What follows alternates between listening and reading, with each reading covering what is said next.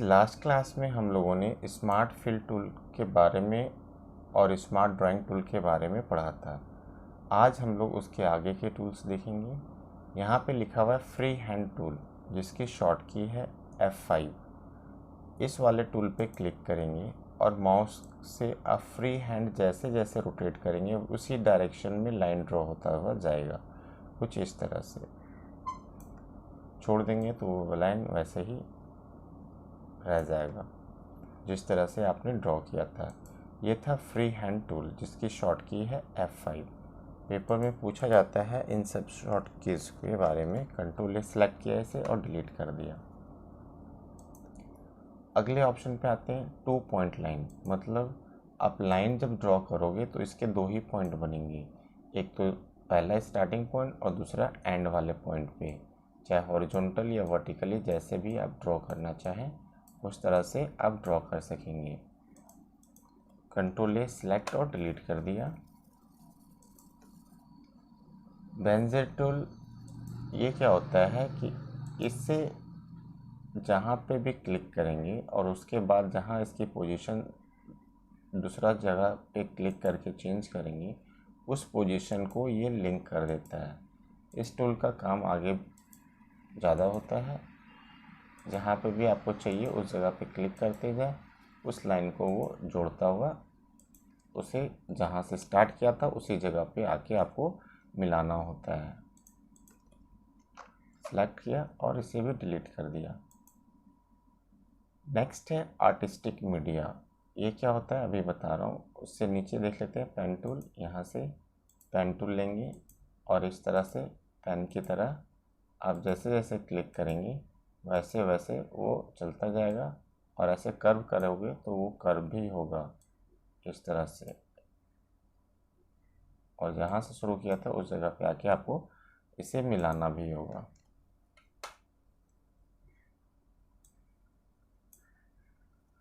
B इस line यहाँ से क्या होता है कि ये जैसे जैसे आप करेंगे वैसे वो उस शेप में कन्वर्ट हो जाएगा।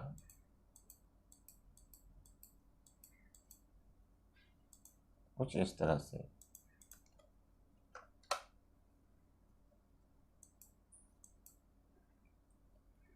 नेक्स्ट है पॉलीगन टूल। यहाँ से ये भी आप क्लिक करते जाएं, जिस तरह के शेप्स में आप कन्वर्ट करना चाहते हैं उस शेप में कन्वर्ट कर लें और लास्ट में आके जहाँ से स्टार्ट किए तो उस जगह पे लाके मिला दें।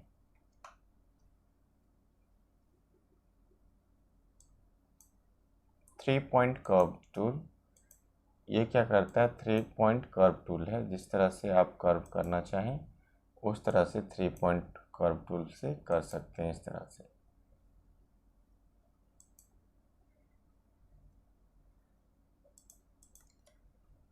कंट्रोल ए सेलेक्ट और डिलीट। यहाँ पे आते हैं। नेक्स्ट ऑप्शन रह गया था आर्टिस्टिक मीडिया। इस पर क्लिक करेंगे। आर्टिस्टिक मीडिया पे क्लिक करेंगे, इसकी प्रॉपर्टी शो करके दिखा रहा है। पहला यहाँ पे इस वाले ऑप्शन पे क्लिक करना है और यहाँ से आप देखेंगे तो इस तरह की प्रॉपर्टीज शो करके दिखा रहा है। यहाँ से आपको जिस तरह का चाहिए उस पर क्लिक करें और यहाँ पे आप लिख सकते हैं इस तरह से।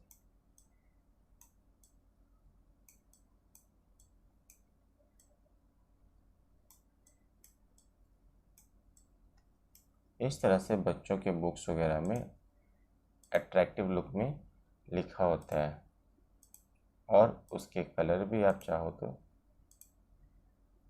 चेंज कर लें यहाँ से।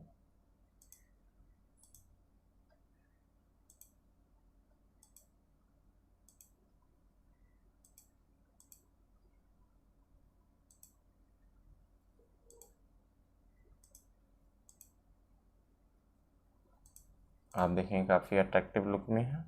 कंट्रोल ए से सिलेक्ट किया, ऑल सेलेक्ट और इसे छोटा करके यहाँ पे पेज पे रख सकते हैं। अगले ऑप्शन पे आते हैं। इसी पे क्लिक करेंगे और आप देखेंगे यहाँ पे काफ़ी सारे डिफरेंट टाइप्स ऑफ स्टाइल मिल जाएंगे, जो भी आपको चाहिए यहाँ से आप सेलेक्ट करेंगे और इस तरह से आप ड्रॉ कर लें।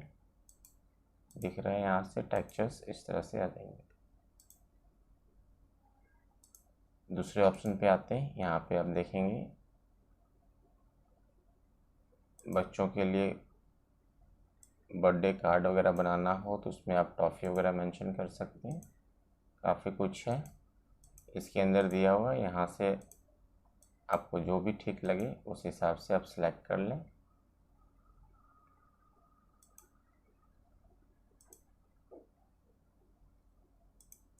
कलरफुल फिश आ जाएंगी, स्क्रॉल करोगे ऐसे। आप अगर इसमें से आप यहाँ से फिश इसको बाहर निकालना चाहते हो तो आप देखोगे कि ये कंप्लीट साथ ही मूव हो रहा है। आप इसे अगर बाहर निकालना चाहते हो तो यहाँ पे अरेंज में जो है ब्रेक आर्टिस्टिक मीडिया ग्रुप, इस पर क्लिक करेंगे तो ये ब्रेक हो जाएगा। ये देखिए ये अलग हो गया, बट ये अभी भी फिर भी बना हुआ है इसके साथ। और इसे यहाँ से क्या करना होगा, अनग्रुप करना होगा। तो इससे क्या होगा कि इसके पार्ट ये अलग बाहर आ जाएंगे यहाँ पे इस तरह से। तो आप इस फिश को इसमें से कंप्लीट बाहर निकाल सकते हैं। कंट्रोल से सिलेक्ट किया और इसे डिलीट कर दिया। आर्टिस्टिक मीडिया में यहाँ से इस वाले पे लास्ट वाला ऑप्शन है, शिफ्ट F4 नॉर्मल साइज कर लें। यहाँ से ऐसे लिख सकते हैं हम।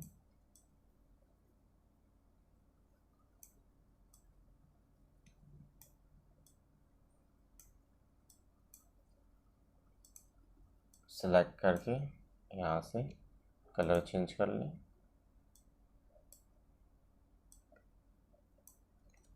F9 करेंगे, फुल स्क्रीन पे दिखेगा। सेलेक्ट किया और डिलीट कर दिया।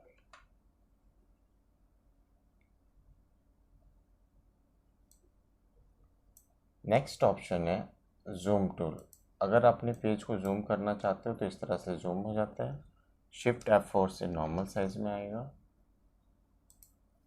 पेन हैंड टूल ले लें, इसे आप कहीं पे भी पेज को मूव कर सकेंगे। नेक्स्ट ऑप्शन है क्रॉप टूल।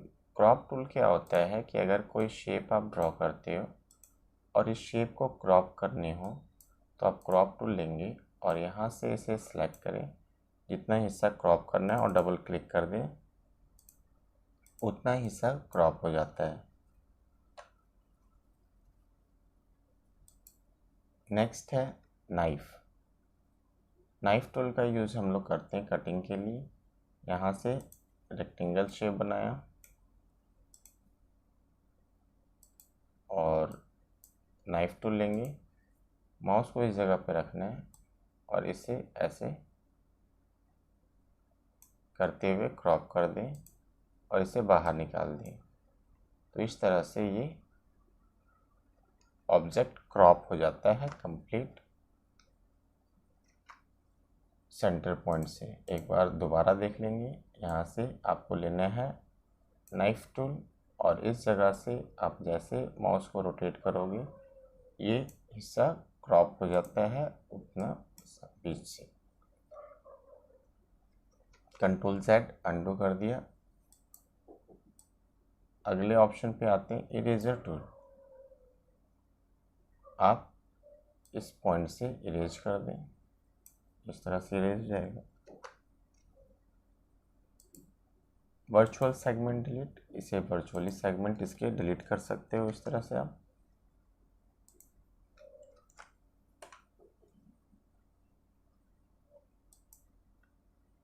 नेक्स्ट ऑप्शन है शेप टूल। ये इम्पॉर्टेंट टूल है, F10 इसकी शॉर्ट की होता है। इसके बारे में मैं बाद में बताऊंगा। इसके नीचे वाला टूल देख लेते हैं। यहाँ से मैंने एक बॉक्स बनाया,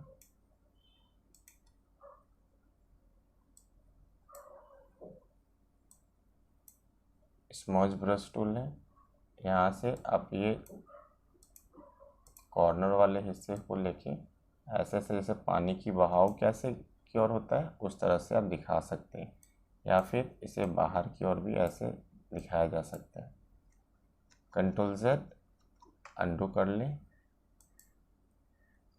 रफ एंड ब्रश, ऊपर का कांच टूटने के बाद का आगे का हिस्सा नुकीला होता है, तो इस तरह से आप रफ एंड कर सकते हो ऊपर वाले हिस्से को। नेक्स्ट है फ्री ट्रांसफॉर्म टूल। इस वाले टूल से आप इस ऑब्जेक्ट को रोटेट कर पाएंगे इस तरह से।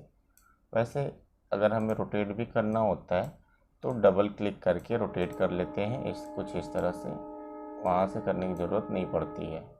तो आप देखेंगे कि इस तरह से मैंने सभी टूल्स के बारे में आपको बता दिया है। बस आज की क्लास के लिए इतना ही। अगर मेरी वीडियोस अच्छी लगी हो तो इसे प्लीज़ लाइक करें, सब्सक्राइब करें और अपने फ्रेंड्स के बीच में शेयर करें। Thank you.